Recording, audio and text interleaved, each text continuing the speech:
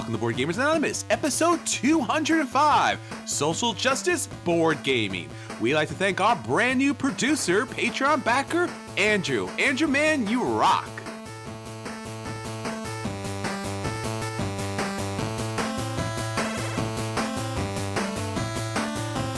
You're listening to a proud member of the Dice Tower Network, dedicated to bringing podcasters together for the greater good of gaming.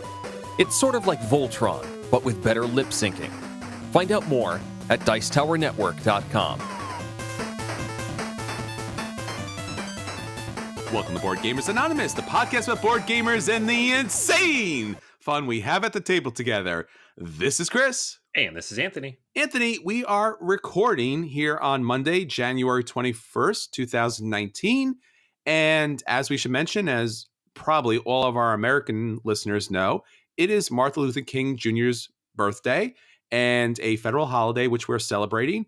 And we wanted to do something a little special. This is an episode that we've been talking about for quite some time and trying to put together games that would kind of bring the essence of social movement, social justice, making your community better, making yourself better, making the world a little bit better, because frankly, we could use a lot of that right now. And obviously, Martin Luther King being one of the greatest social justice, civil rights leaders in history, perfect time for this, perfect episode for this, and just something we want to talk about. So we have a great episode talking about those games and a hope for more of those games to hit us up later. Right, Anthony? Yeah, absolutely. It's a good time to talk about this. And like you said, we've been kind of ruminating on this for a while. I want to let people know that gaming can do so much more than most people might think that's possible, and helping you, give you tools or giving you ideas as far as making the world a little bit better of a place might be a great thing to have at the table. So we have so much great stuff to talk about for this week. Board gaming is a great hobby and a great way to bring people together. So Anthony, let's get on to the episode. A lot of good stuff this week. What is everyone else saying? What's our question of the week? It's cold, it's dark, it's rainy. A lot of time traveling, hiding in dark spaces. So I asked everybody what their go-to digital board game was when they're on a bus, in a line, on a train, wherever they happen to be where they're waiting around. Mm-hmm. And so got a lot of good answers here. There's a lot of digital board games out there. But it's funny because a lot of the answers were games that have been out for a little while. So we had Ticket to Ride, Carcassonne, Paperback is, it's been around a little bit. Ascension came up a lot. A lot of people still playing Ascension. Star Realms. Yeah, Star Realms, obviously, it's been around forever, too. Star Realms is great, and Star Realms is free. So that's another good thing about that. Yeah, right. Did have a couple people mention Hearthstone, which is, board game adjacent. And I play that, so I'm with you. Me too. Agricola, Lords of Waterdeep. We had some of my favorites, solo games that have been converted to digital. Friday, Onirim, Gun Shown Clever, Nokmal, and Ticket to Ride, like I said, was mentioned a few times in different iterations, but also Through the Ages, which is probably the biggest and most ridiculous of all these games, but also the best. And then, of course, Tim mentioned Suburbia, which is currently up on the Kickstarter for the Collector's Edition, torturing me with its updates as I try to manage my wallet. But very good app, very hard app, by the way. Yes. And I've burned a lot of time on that one as well. Yeah, I think the Suburbia app is one of those rare occasions where somehow BGA Games was listening when we were talking about playing Suburbia, and the fact that it always felt like you were building a specific city when you were building it up, just randomly like, hey, this has all of those things and it looks like this, so clearly it must be this city. So when they came out with the app and you were basically building a specific city, it was more of a puzzle formula type of situation. It was a lot of fun. It was shocking and surprising, but it is a rough, tough game. So I typically skip that. I got pretty far on that, and I just kind of got bored at some point, and I moved over to just playing against the AI, which isn't always the best opponent. No, and that's the thing about a lot of these games. Like, is the AI good or not?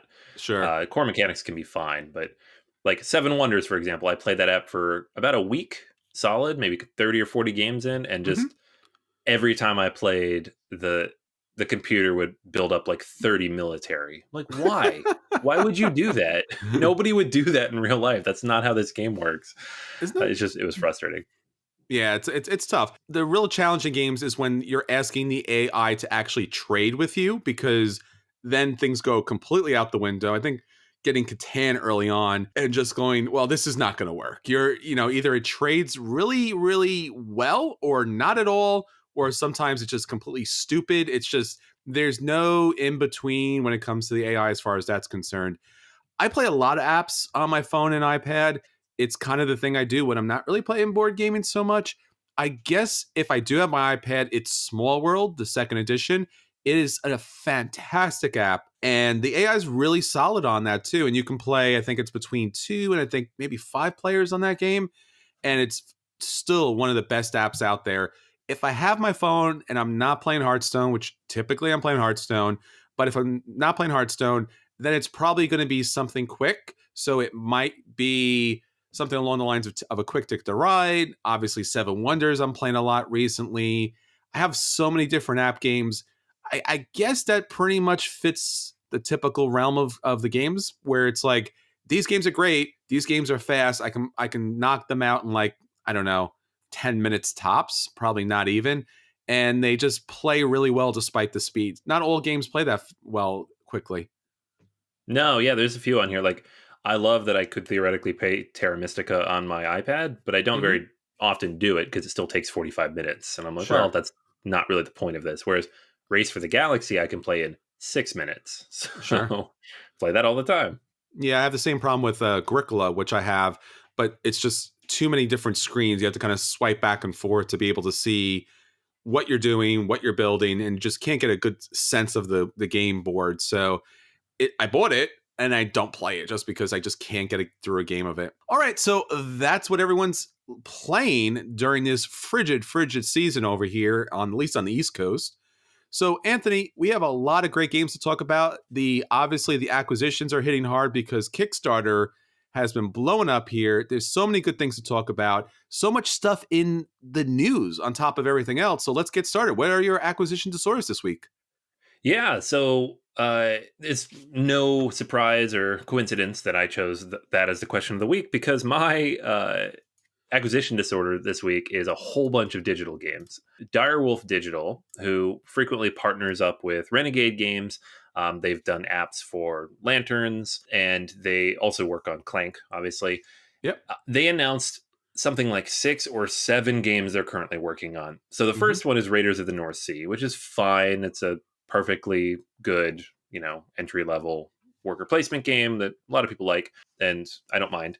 But the big news is all the other games they listed in that press release when they sent it out. Because first up was one of my all-time favorite games. It's in my top 10, Mage Knight, probably the best solo game ever made. And now it's coming to digital, where it belongs, because that's what solo games are made for. Root, which is the biggest game of 2018. Yellow and Yangtze, which is the update of Tigris and Euphrates from Reiner Knizia. Sagrada, which is, again, I feel like a perfect game for digital. And then this one was really interesting because I didn't even think that any of these games would be a good fit on digital, but Wings of Glory, Wings of War from Ares Games, they're tabletop, plane fighting games based on the Flight Path system. So that opens an interesting door of other possible Flight Path system games in the future, not necessarily from these guys, but just if this works, maybe. So much stuff here. I mean, Mage Knight is definitely way at the top for me. Probably also the one that's going to take the longest to build because it's such a complicated game, but I'm very excited for that. Yeah, I'm excited as well, because I don't play a lot of solo games just basically because of the setup of a solo game. And it just doesn't seem like, if I'm going to set up something that massive, especially Mage Knight, that I shouldn't be playing with other people. So having this in a digital format might actually get this to my tablet. I will say, though, historically, I haven't found success or happiness playing digital releases when dice are involved, just because it does lose something not being able to roll those dice. So like, you push a button and the dice kind of like do a thing, and you're like, oh, those things. It's almost seems completely random, which it is when you do it on your own. But nonetheless, it does feel like you're doing something, right? Like, I rolled a certain number. Look at me with my special roll powers and how I roll the thing. So I get it, but I still like to roll the dice. Just something about it that I think it loses out on. The bigger games might be an issue long term, like I talked about Agricola. What I'm really interested in is the Ares games, because when you play these flight path systems, I would say probably about 80% of the game comes down to positioning and trying to figure out, should you take a hard left 2 or a hard left 1 or something like that. So if you have to do that on a tablet or on a phone, I think it loses that, which I'm not opposed to, but I'm wondering how that actually is going to play out, because it's not like you can actually literally take a giant piece of cardboard and place it on the board, but you're not able to typically be able to see what that movement's going to give you. So it's interesting to see what actually might come of this. Yeah, that's what I kept thinking. Like, I never expected to see this game digitally, just for that exact reason. It's so tactile, and it's big too. It's a big sprawling space, and then converting that into a computer screen. I guess we'll see how it works, but sure, I'm very interested to see, because if it does work, lots of possibilities. Very true. All right. Well, something I'm looking at forward to is in the same vein as Anthony, as far as just massive amounts of releases. This is I'll kind of quote this article by Eric Martin: the rebirth of Rio Grande games, underwater cities, Caravan, Nevada City, and more. Obviously, part of the more is the recent announcement for Puerto Rico. Obviously, part of this big thing is Anthony and I are big fans of underwater cities, and New Frontiers recently came out, and that's part of the Race for the Galaxy kind of universe. So that's been pretty huge. Concordia Venus was a game I got a chance to recently play. That's an expansion for Concordia, which my group is big fans of. So we would love to see that. So Rio Grande has been kind of like quiet. They've just pretty much been releasing Dominion titles up until this point, and being able to see, I guess, what we talked about recently was the Power Grid update, their anniversary re-release. So that was something that I guess maybe should have said they were going to do more, and it looks like they're doing a lot more. So I'm really excited. Rio Grande has some amazing titles, and I don't know. I think that Rio Grande is going to probably be the publisher of the year, at least so far. Yeah, it's a lot of good stuff. I mean, and having already played a couple of these, being like, well, I already have 2 games that are way high on my list for 2019, regardless of what comes out from these guys. So I don't know. It'd be cool to see. Yeah, and for me especially for me, is Roll for the Galaxy Rivalry. This is another expansion, and I'm a big fan of Roll for the Galaxy, and it offers some different modules. It offers a whole bunch of dice, and they're doubling down on this whole roll Race for the Galaxy type of system, which I could not be too unhappy with, because these games constantly hit the table, and it'd actually be nice to see them hit the table a little bit more. All right, Anthony. So those are the games and the apps that will be hitting our tablet and table pretty soon. So we're looking forward to talking to you more about those as they come up. Let's get on to the games that are hitting our table this week. So for this week, we are talking about 2 games each that recently hit our table. And we're just going to let you know if those games are a buy and you should run out and pick those games up. If those games are a play and you should sit down and enjoy that game at the table. Or if those games are a dodge and you should avoid those games at all costs. And you know what I'm going to say, once in a while, you might need to burn a game, especially in this type of weather. Hopefully you haven't had those types of games recently, Anthony. What did you play this week? All right, yeah, like you said, played a couple games. First one I want to talk about is a new one from Eric Lang and Antoine Bauza, Victorian Masterminds. This is from Simon, of course, because it's an Eric Lang game. And in it, you are, I guess you're like villains from a Sherlock Holmes story, except Sherlock Holmes is maybe dead, and therefore you can do whatever you want. There's a big old board in the middle of the table. It has 5 different cities, with each of them with 5 different action spots. Each of those cities has 4 buildings on it. They're all ostensibly the same, although they have different molds. And one of them will give you points, another one will give you a resource, another one gives you a scientist, et cetera, et cetera. Like, nothing crazy. They don't do a lot, and they're worth points at the end of the game, but they're these big, huge molds. The action for each of these spaces too is fairly simple. Like there are 2 resource types in the game that you're going to use to build your own little contraption. You have your own personal board, has all these little puzzle pieces, and as you add those bits to the board, your personal board, you will unlock those puzzle pieces, which give you bonuses, unlock additional things you can do, upgrade your abilities, give you points for the end of the game. And those are pretty much what you're trying to do. The game ends when somebody builds out their entire thing, right? So the core mechanic of the game is you have these 5 little chips. They're basically poker chips, but they're shaped like cogs. And on each of them is one of 5 different agents that you can use. They're the same for everybody. So one of them doubles an action, another one lets you claim a mission card, another one lets you steal a building. So stuff like that. You're going to draw the top one of your pile, look at it, and then place it face down in one of those 5 action spaces. Everybody's going to keep doing that until one of those stacks has 3 chips on it. And then you flip them all over and resolve all 3. And you just keep doing this and doing this and doing this until one of the end game triggers happens. One of them is that somebody finishes their machine. The other one is that the secret service meter, which basically measures how many buildings have been stolen, hits 12. So if you steal all the buildings off the board, the game ends. Overall, I think the game takes maybe 30, 45 minutes at tops. It's very, very quick. And like most of what you're doing, like the game claims it's fairly strategic. I don't know that it necessarily is, just because until halfway through the game, and depending on the actions you take, maybe the whole way through the game, you only have one chip to choose from, and you don't really know what everybody else is doing. So you're just putting it where you need something. So there's not a lot really to think about. There are certainly decisions to be made. You can think through, like, well, maybe someone put their saboteur over here, and the saboteur cancels the action on that chip. So if you put yours on top of the saboteur, then you flip them over, that chip now doesn't do anything. You still get to take the location action, so you're not completely out of luck. And it's not really take that, because you can't control who's going to put their chips on top of your saboteur. It's more like a landmine.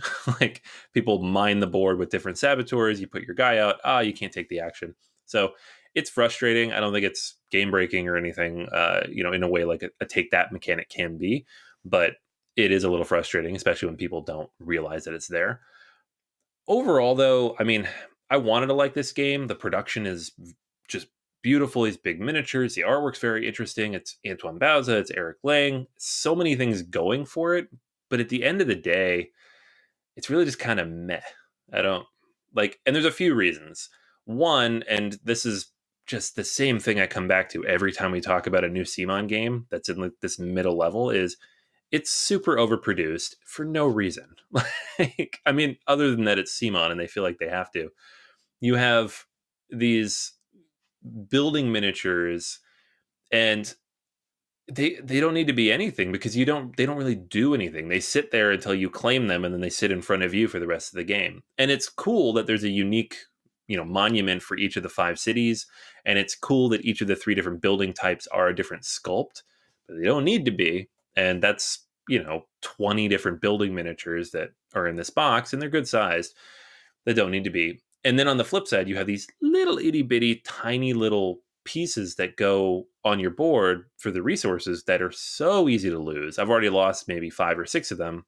It comes with like 50, so it's probably fine, but they're so tiny. And it reminds me a little bit of Way of the Panda, where you have these big, massive honking miniatures and then these tiny little dudes that are easy to drop and lose forever. And I just don't understand why you do that. The getting the actions blocked, like I said, that's kind of frustrating. It's, again, I don't love that kind of mechanic in a game, but I know some people don't mind it, so I'm not going to say it's a problem with the game necessarily, but it's there. It's the only action that does that. It's a little frustrating. The missions, at the beginning of the game, it takes a little bit of time to build up to them. By the end of the game, the way they're scaled, you can probably complete any mission you want. So you're really just putting that chip wherever you need that resource, because you can complete that mission probably. They're all related to like which pieces of your machine are done and how many of these different types of resources or buildings you have, and like you're going to have those things. So it's pretty unlikely that you're not going to be able to do at least 3 or 4 that are on the board. Halfway through the game, most of the players are going to unlock the ability to choose whichever chip they want, which is an interesting mechanic, especially if someone decides not to do that and then they're still just drawing the 1 and placing it. I don't know. It just didn't really come together for me. It's kind of abstract. I don't really feel the theme, despite the fact it's littered in everything here, like visually. Quick, it's forgettable. Usually a game like this that's only 30, 40 minutes long, you know, sometimes you want to set it up and play it again real quick. It's so fiddly that it just takes a few minutes to put everything away anyways, that I don't know. Nobody was really interested in putting this back to the table, including myself. I was disappointed. I wasn't surprised. We did get a chance to try this over the summer, and I think we played like a third or half the game, and Chris had 0 points, and I had, I don't know, like 20 something, and that's just kind of the way the game was flowing, which if your actions keep getting canceled is what's going to happen. So you don't say. I don't know. Yeah, right? It's hard to know, though. You play a game like that, you're like, oh, you don't really know what you're doing. But now having played it a handful of times, I'm like, yeah, that's the game. Yay. So I don't know. This one's a dodge for me. I don't like, you look at it, it's pretty. The designers, you're like, oh, cool. I say dodge it. There's no reason to track this game down. It'll probably be really cheap at some point because that's what happens to CMON games that don't do well. So if you really, really like the theme, maybe wait it out. But otherwise, this is a game you could skip. Yeah, I was really disappointed just because, as you mentioned, the designer's pedigree is amazing. The production is phenomenal. And I like myself a light to medium weight worker placement-esque type of game.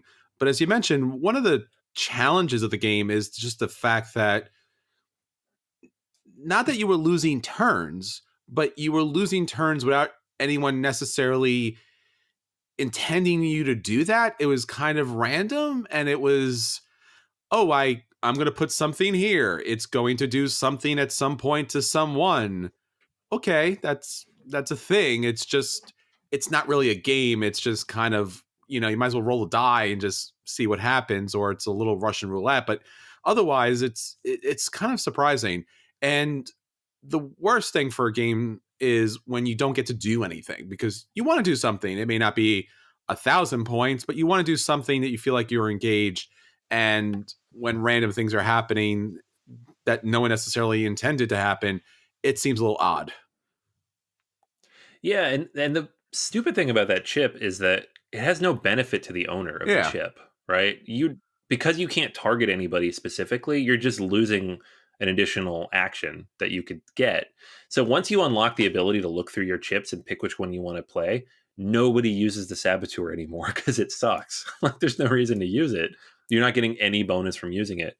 So I just don't know why it's there. And that's not the only problem with the game. It's one of the more glaring. All right. ones. Well, do you have anything else for us? Yeah. So on the flip side, I played another game, New Frontiers, which Chris, you mentioned at the top of the show. This is the board game edition of Race for the Galaxy. So Tom Lehman is back. He is revisiting the well for the 4th game in this series. So now we have Jump Drive at the very low end, Race for the Galaxy, Roll for the Galaxy kind of in the middle, and New Frontiers, which it's not heavier, but it's bigger. And it is very much a board game. It takes the roll selection mechanic from Puerto Rico and San Juan, and it adds it to the basic core mechanics of Race for the Galaxy. So you have planets, you have developments, you have your own tableau you're building out. All the iconography is going to be similar. You're going to be producing, putting different goods on different planets, ideally generating victory points and money with those different goods that you'll be trading and consuming.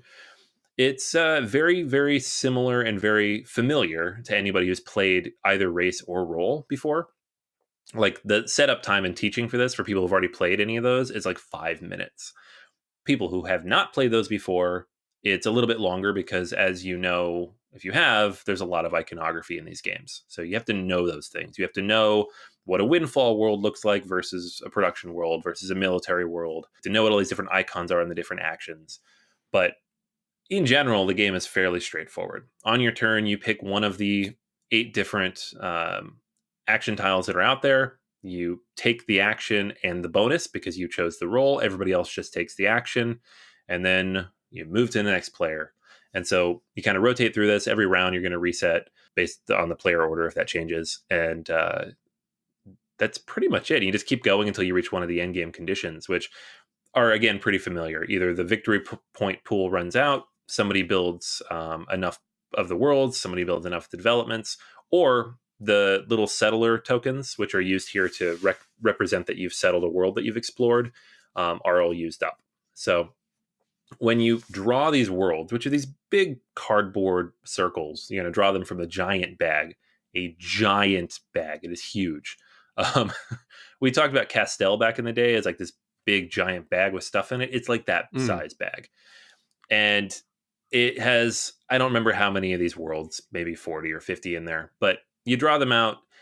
You draw a good number of them, like 6 or 7, and then everybody picks them and you place them down. Those are unexplored. They're flipped over. You then have to take a separate action later to settle them, which requires not only paying the cost of the world, because when you explore them, and they're all free, but you have to pay the cost, and you have to put the number of settlers on there that are required. So just an extra mechanic and resource to kind of keep track of as the game flows. General flow of the game, though, is very quick. Like any of these race roll games, it's 45 minutes to an hour.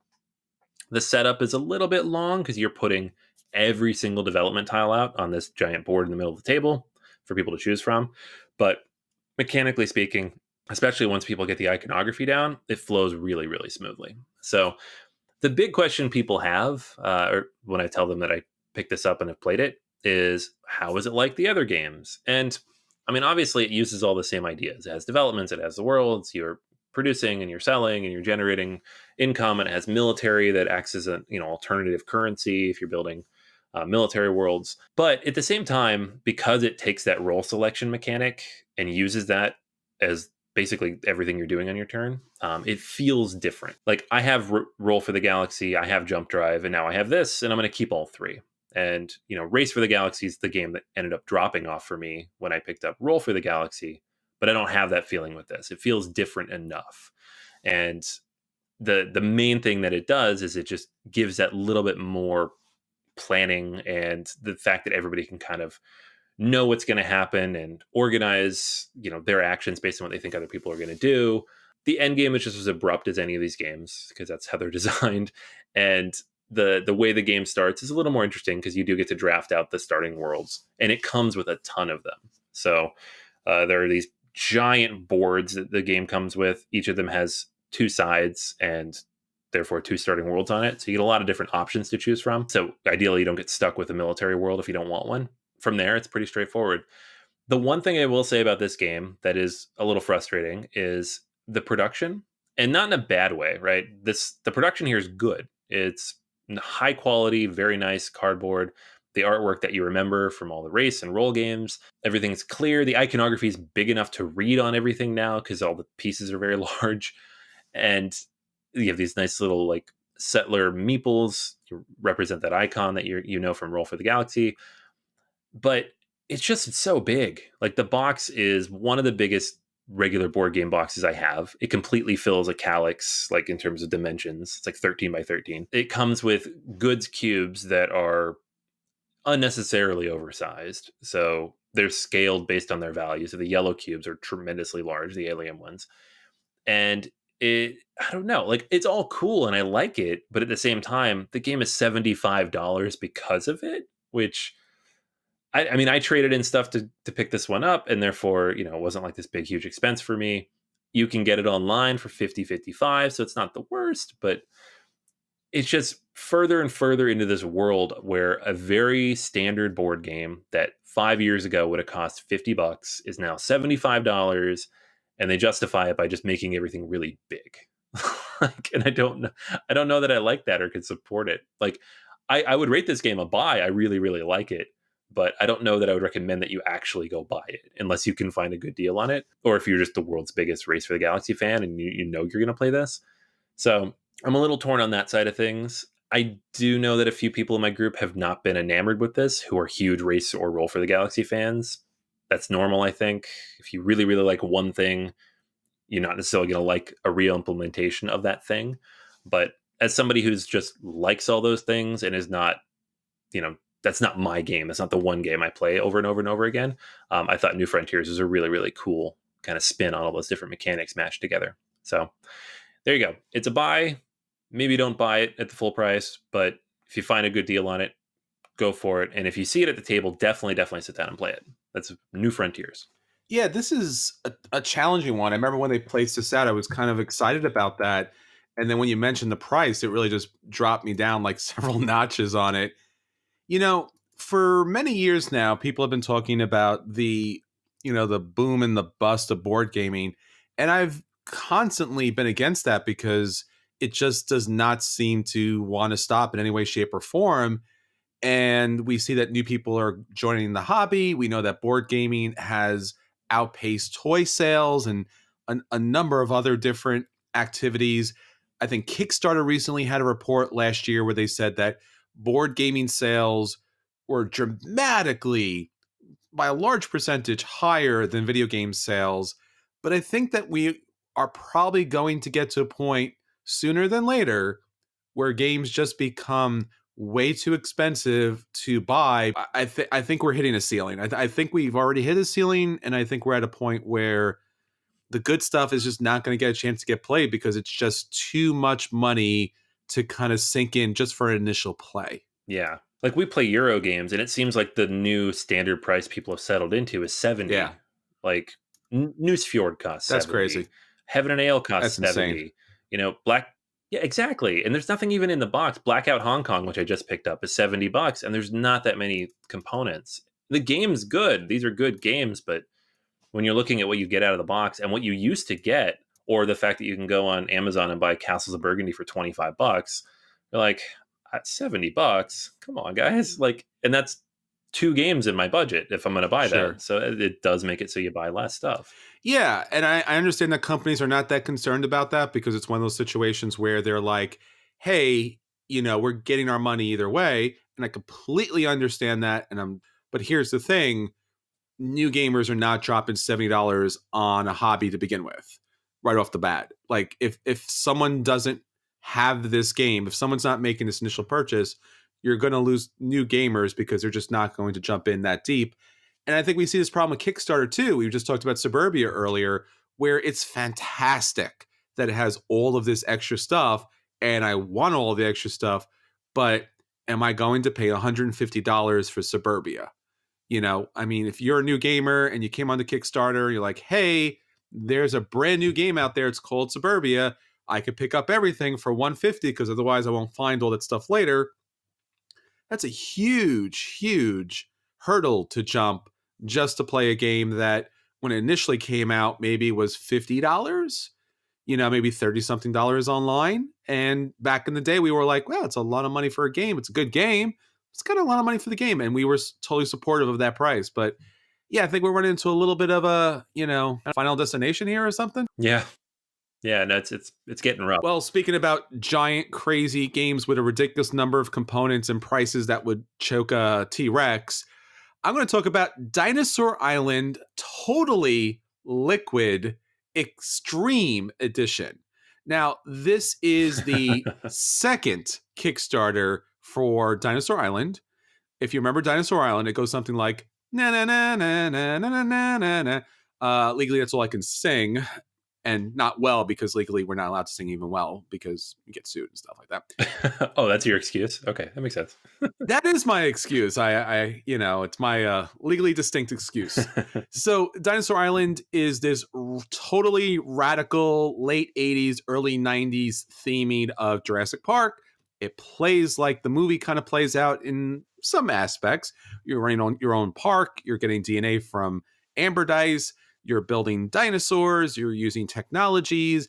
Hopefully people won't get eaten. If they do, you lose points. Whoever has the most points, typically based upon dinosaurs, wins the game. Pretty straightforward.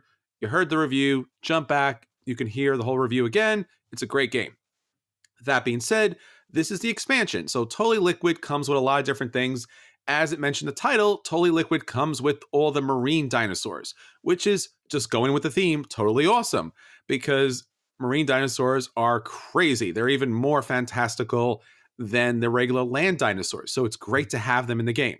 Now, there are a number of different, I would say, modules that are added to this game. So it's kind of hard to say if you need to play with all of them. I did play with them separately. I played them all together. Let's run through them pretty quick. First off, 5th player. That's a typical trope when it comes to, light to medium Euro games. Let's throw a 5th player in. Why not? Dinosaur Island handles it really well. It's one of those games where everything is kind of like open information. Everyone's taking a turn pretty quickly. 5th player does not slow down this game. It's great. It's also purple. Purple's an excellent color, so glad to have purple in there. Definitely a good addition. It also has, as I mentioned earlier, the marine dinosaurs. Now, the marine dinosaurs are blue, in the, I guess in contrast to the neon pink ones that are the land dinosaurs. So with the marine dinosaurs, you get a whole bunch of different plastic dinosaurs that are the marine dinosaurs. You also get their formulas, so you get these little plaques that allows you to build your dinosaurs on a certain paddock. You also have the formulas there. You have the cost, the threat, the whole 9 yards. These are great. What they do that's a little different than the land dinosaurs is that they have different costs based upon what scientist is needed for there. So when you have this little stack, you flip over the top. It may be a 1 or 2 or a 3. Sometimes the dinosaurs have a lot of threat. Sometimes they have a lot of victory points. They're kind of like the super random kind of like, they're not so balanced. They're just kind of out there. They're a good addition. They are, I wouldn't say necessarily a required addition for the game because they are going to throw some craziness out there, but they're nice to have. So I would definitely add them. So those are solid. The facilities and executives is a little wonky. Now, when I played this game a couple of times right off the bat, people had wanted to have more asymmetrical gameplay here. So the facilities are these small boards that are added to your rest of your park, and they're going to give you a certain ability. So you might have the one that builds the Mega T-Rex. You might have the dinosaur eggs that build up to dinosaurs. You might have the little dinosaur petting park. You might have a hotel. There's a whole bunch of different opportunities there. Now, those are drafted along with these executives. Now, the executives gives you an additional meeple that you'll be able to play on the board, and each little executive card will tell you what specifically your meeple does. Okay, here's the thing. The facilities and the executives, either separately or together, are, I would say, more or less kind of unbalanced. Just because depending on what objectives you use in the game, typically those are random, but they may not be, they're going to heavily slant to one player or the other. So you might have an objective that says, whoever builds 12 dinosaurs. Well, you had the dinosaur eggs or you had the petting zoo. There you go. So it's a little challenging as far as those asymmetrical elements kind of throwing the game off. Now, I will also say what's challenging about this game and what you must do with this game if you do play with the Totally Liquid Extreme Edition for Dinosaur Island is you must play the long game. I say this not because I want you to play a very long game, but I'm saying this because if you're playing with these expansions, a lot of these expansions really don't come into full play unless you get to utilize them to their full extent. So if you're going to build the Mega T-Rex, well, guess what? It needs a lot of DNA. It needs a lot of money. It needs a lot of security. So you might be in a situation, if you play a medium game, you may not be able to build him at all or just build him and nothing else. So highly, highly, highly recommend if you're going to play with any of these, especially the facilities and executives, play with the long game. The executives are a mixed bag. They do what they do. It's nothing, that you would miss if you didn't play with them. Let's move on to 2 expansions that really do have a place in this game. Blueprints. Blueprints are pretty interesting because you're going to get a number of these handed to you. You are going to pick one of these, and basically it's going to tell you where things should go in your park. Where do you put the herbivores? Where do you put the rides? Where do you put all the things in your park? Based upon where you placed everything in the park, you're going to get victory points. So the more things you place correctly, the more victory points you get. Once again, this could be in direct contrast to the objectives in the game, so that it's either good or bad. So once again, it's a little challenging. I'm not so sure, but nonetheless, as a mechanic itself, I like having the opportunity to build a park to certain specifications. Finally, there are PR cards. These PR cards are basically take 2. These are going to be bonus cards. At the end of the game, you're going to pick one, and then it applies to everyone in the game. A lot of games have this. This is not anything radically new. It's okay. I wouldn't say that you should build towards this as a strategic goal, but you might want to pick one that you just happen to have more points at where someone else doesn't. It's just throwing more points in the game. What I like about this game is variety as far as the Totally Liquid Extreme Edition. What I don't like about it is that it's kind of all over the place as far as, is this good enough? Should we play with this? Is this tight enough? Is this strategic enough? Is this heavy enough? Or is it just kind of completely random? Nonetheless, it's a totally radical extreme edition. I don't mind that. Some of the stuff definitely needs to be house ruled. Some of the erratas would probably correct some of these issues later on. It's a play. It's a solid play. I recommend, if you have Dinosaur Island, to have this edition in there, if for no other reason than the 5th player edition and the marine dinosaurs, because it's more of the same. The other stuff is okay. You can kind of take it or leave it. It's just, kind of a little bit extreme in certain cases. Yeah, it's tough because I kind of always had that thought that this is what this would be. Yes. Because they're just like, we have ideas. And I haven't really played with any of them yet. Like this stuff has come out a couple times, but really we just throw in the water dinosaurs, which with their ridiculously weirdly balanced cost and threat levels. So I haven't really played with a lot of these yet. And somebody always ends up with a giant Mega T-Rex meeple because of course. But I haven't actually put that tile out yet for someone to purchase. But that's part of it. That's part of the reason why is like nobody's done the homework. I mean, you have now, so now I know. But no one has done the homework of saying this one's good, this one's not, this one's imbalanced, this one's great. It's kind of a headache when it all showed up, and it's good that some are great, but it's still frustrating that they didn't pare it down a little bit. I think we're seeing this more and more in expansions these days. It's not about an expansion that will make the game better. It's a bunch of ideas, as you mentioned, Anthony, that are just like, these are fun. And I can't argue with that. But if you don't play the long game, don't play with anything else with the exception of the 5th player. And if you want a little kind of fun wackiness, then the water dinosaurs. Everything else is just kind of like challenging when it comes into mind with the objective. So just keep that in mind going forward. And let me mention one other thing too. The slap bracelet that comes with the Extreme Edition, the Kickstarter edition. I played this at a game night. We ended the game. We kept it out for a little while. We put everything away. A week or two went by. I played the game again, and I realized I didn't have my slap bracelet, which is the 1st player marker in the game. And I'm like, oh, well, this is great because I'm never going to find this again because any number of people are just going to take it for the fun of it. And this week I went back to my game night. I'm like, well, I'll rip this place apart. I'll ask people, but I know I'm not going to find it. And someone just rolled it over to me and they were like, I was the last 1st player in the game and I just wore it all the way home. So be warned, it's a weird component in a very weird game. But nonetheless, it's still fun. It's just very extreme. So, make sure you get that back on the way home. So that is Dinosaur Island Totally Liquid Extreme Edition. All right, so I want to talk very quickly about a new game that came out from Queen Games. This is Franchise. Now, Franchise is a re-implementation of an older game, actually a medieval type of game. This version of it is more in lines of, I guess, merchandising and advertising in the USA in the 1960s. So it's all about starting franchises in the US. So it could be a car rental, it could be a diner, a coffee shop, a laundromat, all those types of like very 90s, 60s-esque type of looking marketing campaigns. And basically what you're going to be doing is very simple, in fact. You will start off in either one or multiple locations on the board, depending on the player count. And then you are going to take your pawn, and then you are going to choose a route. Now, the routes cost different amounts of money, so you have to decide if you want to take a quick route to a city, which is going to be very expensive, or a cheap route that might take you to a smaller city, and then eventually get you to the bigger city. But what you're going to do is once you get your little token over there and you pay the cost, you'll have the opportunity to build a franchise on that spot. Great.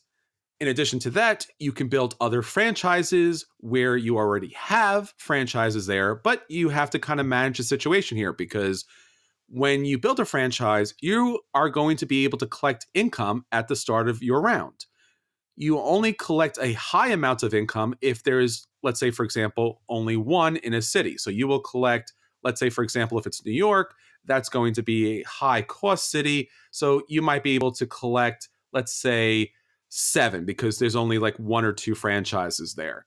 But the more franchises you or your opponents place in that area, the less money, because that market becomes cluttered, you're going to be able to receive. But throughout the game, you are going to be expanding. You are going to be putting franchises out.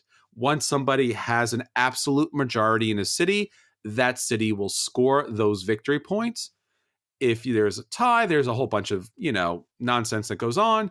And basically that city's taken off the map. Those little franchises stay. And then once a region is filled up, you will count the number of franchises in that region.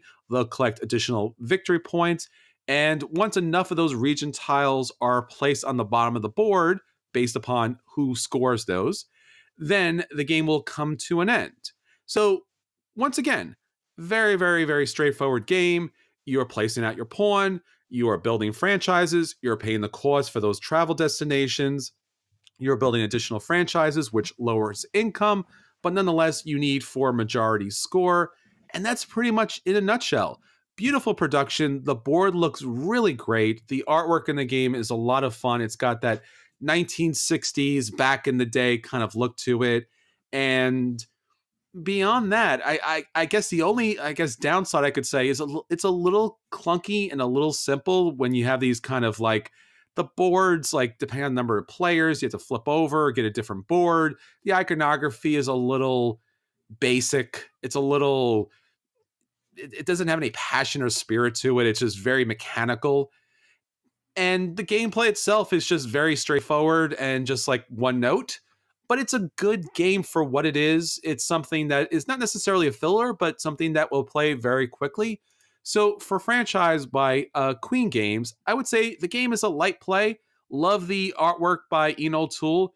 And the designer Chris Walt Conrad did a good update for the game generally. Yeah, I've had a chance to play this one too. I think I'm in the same boat as you. It felt to me playing it like a lot of the, I don't know, like the anachronistic parts of Power Grid, like the stuff that we don't see in games as much anymore. Like you said, like blocking off parts of the board and flipping things around and adjusting the player count stuff to the nth degree, but without the kind of additional level of complexity that you get in Power Grid that comes with like the auction and money management, right?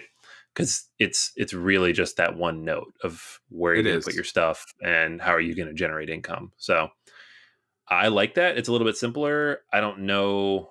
I'm not saying it's like Power Grid, but they obviously went for that comparison themselves. So we're going to bring it up, but it's not as good. So it's definitely, on the play side, it's definitely worth checking out. And it does look really nice. It is very pretty for this type of game. But I do wish it had something else in there, like just one extra mechanic or something. Yeah, I have the little queenies that come along with the game. It doesn't really add much to the game. It definitely needs expansion. As you mentioned, it does really fit as far as like a step before getting into Power Grid. And it feels lacking, I guess, because Power Grid has been out there for so long. So yes, you can block people off from different areas and you can kind of put franchises to eat up their income. But it's just like you're just pulling one lever and there's never anything else more to it. So if you like the look of the game, if you're interested in playing it, it's worth a play, but probably not more than that. All right, so for our feature review, we are talking about board games that give us the feeling of revolution, of social justice, of making the world better for your community, your family, just making things better. So we want to talk about 6 games, 2 light, 2 medium, 2 heavy, games that are really interesting, interactive, and actually a lot of fun. These are not your heavy, thinky, break your brain kind of situations, but these are really interesting, either light and comical to heavy and historical games that we think that you might be interested in. All right, so first up are the games on the lighter side. Anthony, why don't you start us off? Yeah. So I'm gonna start off with Root because I think this list absolutely has to have a coin style counterinsurgency game, because those games are all about not just war with, traditional war games, but the interactions between different factions in society, and most importantly, like the uprising of the oppressed within that society. And Root has that. So you have the bad guys, the cats, who are just trying to spread out and take everything over. You have the birds who have their big empire up in the sky and they just don't want anybody to mess with them. But then you have the Woodland Alliance, which has a lot of really interesting mechanics in how they spread out and they build sympathy, and then they rise up and they destroy everybody when they do it. It's a very, very cool mechanic, but it's also just a cool idea to put in a board game that's this accessible and has been this widely played in the last year or so. And I think the addition of this type of mechanic and this type of idea into games like this is very important. And people don't necessarily think about it, but when you do, it's a very interesting idea that I hope we see in more types of games, especially at this weight level, kind of in the mid threes. So that's Root. All right. Well, the game I want to talk about on the lighter side is Rise Up, the game of people and power. So we've seen a lot of social movements these days, and we've seen a lot of people try to work for the betterment of society. Well, Rise Up offers us a unique opportunity to actually figure out and strategize on how you can bring different communities together in order to beat the system, so to speak. Now, what's great about Rise Up is it has a younger version, so you can play with young people. So maybe they're looking to bring more trees or better their community themselves, or it has a heavier version for adults that are looking to figure out how they can put together neighborhoods, workplaces, farms, environments, culture, internet, how to bring together all these great systems like campuses and faith-based communities in order to move forward, make the situation a little bit better for people, and sometimes just go right out and crush the system out there. This is a great little game if you're looking to put together social movements with some interesting card mechanics and set collection mechanics. Rise Up, the game of people and power. All right, Anthony, let's get on to our medium weight games. What do you have up for us? Yes, so this one stretches the definition of medium a little bit, but on the low end, the lower difficulties, it could be medium. That's Spirit Island. Spirit Island is one of the best games of all time. So mechanically, there you go. And it's my favorite cooperative game, period. But what makes the game so interesting, and I think important for us to talk about in this episode, is that rather than being colonists or soldiers or whatever you would be in any other game where you're working together to destroy something, you are the people, or in this case, the spirits, defending the island from the colonists. So the island itself is full of villagers, and they are, susceptible to the colonists that are coming to take over the land. But as a spirit, you can do a lot of things to fight them back. So as a cooperative game, it's very similar to, other similar types of games in which the colonists are going to spread, they're going to take over. You need to manage them in different places while also trying to meet certain victory conditions. But the really cool ideas in this game are just that you have to work against the natural inclinations of the colonists to destroy and subjugate the land, which is such a cool idea that it's just surprising no one else had thought about it in this particular way. What makes Spirit Island really interesting too is that it comes with specific countries that you can fight against. You have the British colonies or the Swedish or whoever specifically that were out there actually colonizing these different lands in the age of discovery.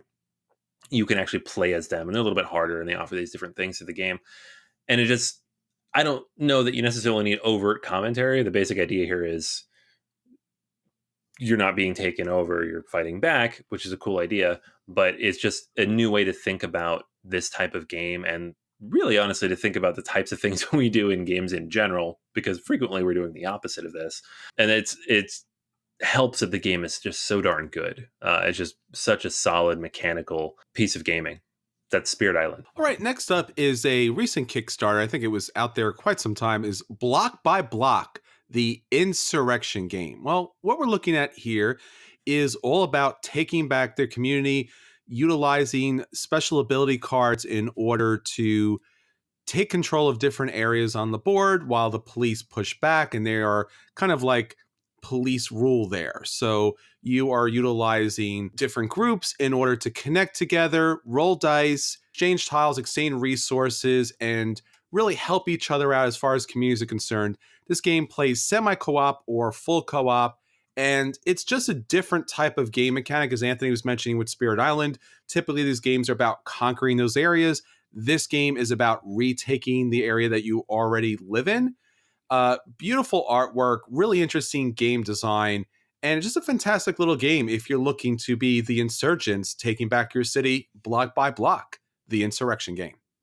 All right, Anthony, finally, let's talk about some heavy stuff, some historical stuff that is all about the true history and the revolutionary leaders of our times. Yeah, this is a game that I talked about on my most anticipated for 2019, and for good reason. And that's Gandhi, the decolonization of British India, specifically 1917 to 1947. So this is another coin game. This is an actual coin game in GMT's coin series.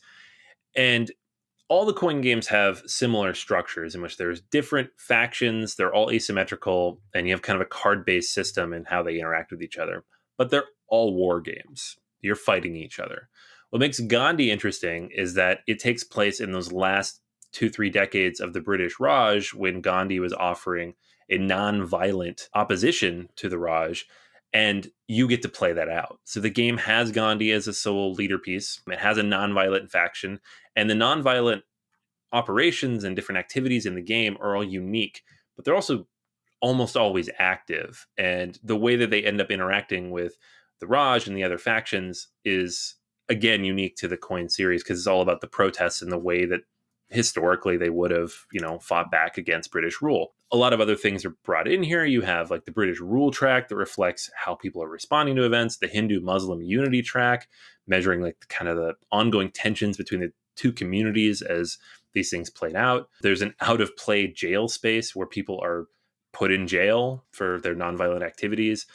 Lots and lots of cool ideas taken from this historical period and put into the game, but also just opens up a lot of new ideas for what you can do in a quote unquote war game, where one of the factions doesn't actually physically fight, but uses nonviolent protest to voice their opinions, but also gather the hearts and minds of the people that they're trying to, influence. I've been really excited about this game for a long time, and I think it's going to be not only an interesting new take on this entire genre, but hopefully open new doors to other historical periods and figures that we can look at who did similar things for their own societies. So that's Gandhi, the decolonization of British India, hopefully coming out this year. Back in early American history, one of the main problems and one of the original sins of the U.S., along with the desolation of the native people of the Americas, is slavery in America. And the Underground Railroad takes